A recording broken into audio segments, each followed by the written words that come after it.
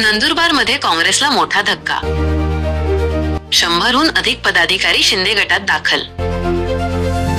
दीपक गोसावी. आगामी स्थानिक स्वराज्य संस्थांच्या निवडणुकांपूर्वी नंदुरबारमध्ये काँग्रेस पक्षाला मोठा धक्का बसला आहे. शहरातील 100 पेक्षा जास्त काँग्रेस पदाधिकाऱ्यांनी आणि 200हून अधिक मुस्लिम तरुणांनी शिवसेनेत शिंदे गटात प्रवेश केला आहे. यामुळे नंदुरबारमध्ये शिंदे गटाची ताकद वाढणार आहे. हा पक्षप्रवेश सोहळा संजय टाउन हॉलमध्ये आमदार चंद्रकांत रघुवंशी यांच्या उपस्थितीत पार पडला. जय भवानी, जय शिवाजी आणि छत्रपती शिवाजी महाराज की जय अशा घोषणांच्या गजरात अनेक युवक या मेळाव्याला उपस्थित होते. आमदार चंद्रकांत रघुवंशी यांनी त्यांचे पक्षात स्वागत केले.